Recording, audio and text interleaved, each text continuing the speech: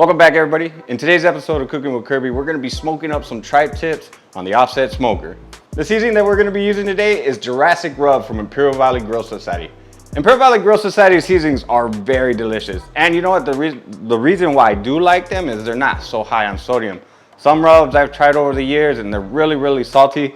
She's really mindful on how much sodium she puts into her rubs. They're really inexpensive. I'll leave all her information down in the video description so that way you guys can get you some. So to start off, I'm just gonna go ahead and hit it with a little bit of W sauce just to make it tacky. Kind of had these in the fridge for a little bit so they were kind of drying out on me. Now I have used this rub before. Exactly how I'm cooking it today, I have cooked it before. So I had some really great results. I had a nice smoke ring. Using the offset smoker, and yeah, just cooked to perfection. Okay, just want to get a nice good coating. I'm not going to be letting this sit for such a long time, only about a couple hours what I really got to be able to cook this.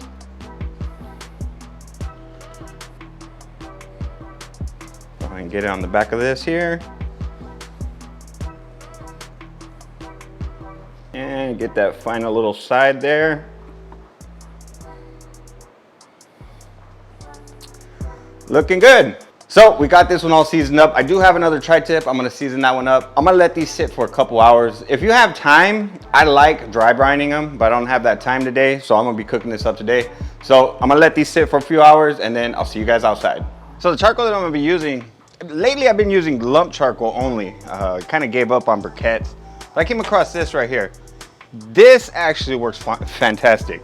I tested it out a few nights ago. I used this on my slow and sear on the Weber kettle. Now it wasn't supposed to be a long cook, but this actually stayed lit for about 6.5 hours. All this is just like cylinder looking things. It's compressed oak, has a little hole in there. These get really hot, so it reminds me of lump charcoal, but it's not. It's compressed oak. So it's kind of the same concept of lump charcoal. It burns really clean. When I light up a chimney of charcoal or even lump charcoal, smoke is everywhere. My backyard is full of smoke. These actually burn really clean, very little smoke, and the smell is fantastic.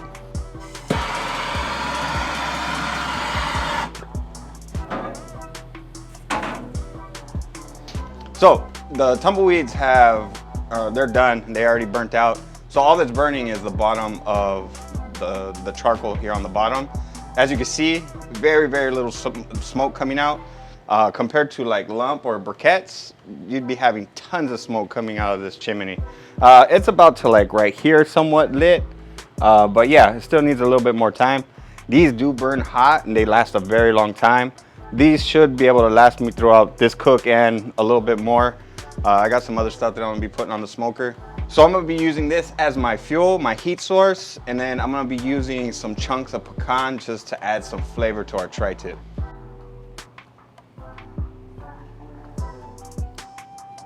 All right, so I have the door completely closed on the smoke box, so that way nothing spills out. Go ahead and dump in our charcoal. Go ahead and spread it around.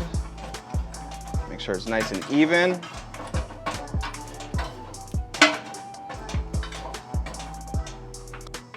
Now we'll open up some airflow on this here. And we'll close her up. We'll let everything come to temp. All right, so now that the grill is up to temp, it's at about 250 degrees. I have it just about a quarter open. I'm gonna go ahead and throw a chunk of pecan in there. I'll throw in another one just to give it some smoke flavor. I'm gonna let those get lit first, then I'll close it up. Now that we have a full flame, go ahead and close it up. All right, we'll get our tri-tips on the smoker. I have this one here with the probe in it on the thickest part of it. Current temperature of the tri-tip is 47 degrees. I had it in the fridge. That way I could get some more cook time on it. That way I got a little bit more smoke to it. So we'll close it up. I'll be checking on the temperatures. It usually takes about an hour, 45 minutes to an hour, depending on how hot the smoker gets. But we're gonna let it go for about that time. Once it hits 110 degrees, then we're gonna give it a nice sear. All right, so we're running about 275 with those 2 extra chunks of wood in there. I had it about 250 before I put the chunks in there, but those only live so long. But as you can see, the smoke that it's putting out, with just the char logs on there, it wasn't putting out no smoke. So this is like a nice thin blue smoke, real faint. I have it opened up about halfway.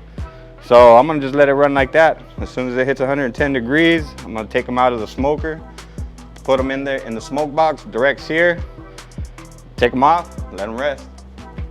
So now, as you can see, the chunks of pecan, they're already done what they've done. So that charcoal is really just all fuel now. So we already got a little bit of smoke on our tri-tip. It's not putting out no smoke. It's just clear. It's just, yeah, there's nothing really. We're close to about 250 degrees. So those chunks lasted about 30 minutes of a little bit of smoke time. So from here, it's just clean fuel. So our probe is indicating our tri-tips have hit 110 degrees.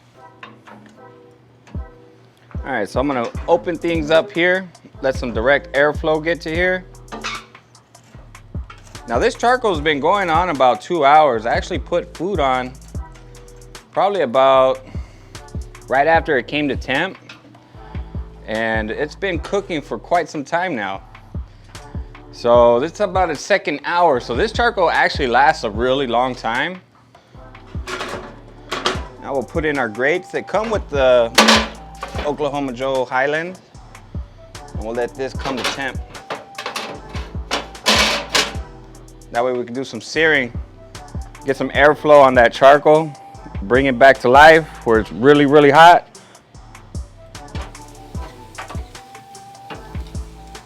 We're gonna go ahead and let that sear for about a minute. We're gonna flip it every minute until we get a temperature of 130 degrees. All right, been about a minute. Let's go ahead and give it a flip. Go ahead and let that go for another minute. Close this up a little bit so that way the heat can go up. Okay, we'll go ahead and flip that for another minute. Starting to get some char on there. I think closing the door there helped it out now. Now we're gonna start getting some heat coming up instead of letting it out. All right, let's go ahead and give this another flip. That's some good searing right there. I think this should probably be the last minute. Let's just check our temperatures. Almost there. About a few more degrees. At 127 is what we're at about. 124 right here. But that's fine. As long as it hits 130 degrees, we'll cover it with a little bit of foil, not completely wrap it, and we'll just let it rest. Okay, give one more flip. Starting to get some nice color on both sides.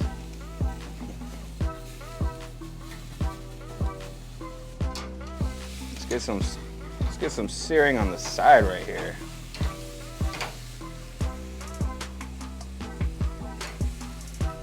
Give it about a minute on the side right there. All right, let's pull it. That's how it looks, y'all. Okay, when you cut tri-tip is a little different than compared maybe like a steak.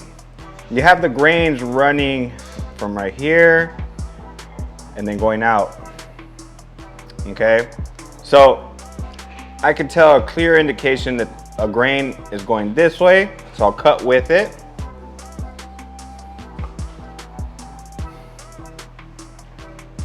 As you can see, beautiful medium rare. That is just wonderful.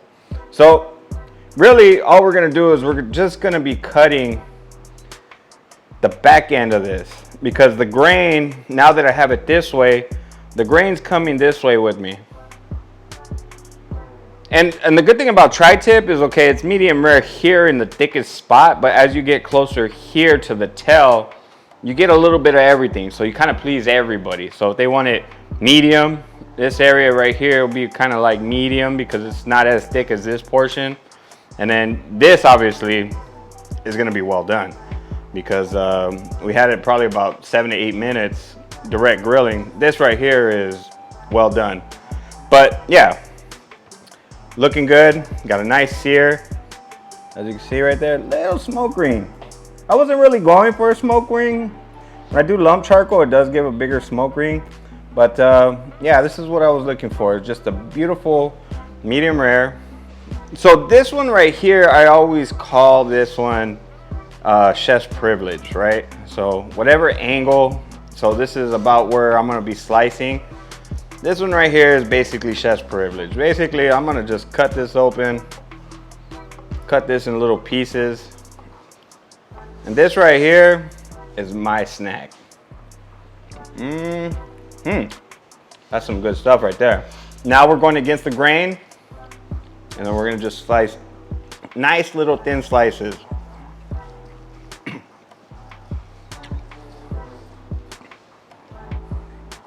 As you see, perfectly medium rare. Let me tell you how juicy this looks. This is perfect medium rare. So I'm gonna just take a nice little cut out of that, right?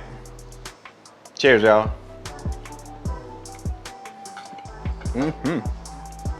This tri-tip is awesome. Let me tell you, the bark on this, just the little crust that this tri-tip has, really good stuff. If you're new to my channel, consider hitting the subscribe button. That way you can see future videos just like this. As always, y'all, I got these recipes. They're really good. Just try them out. Now, y'all be beautiful and take care.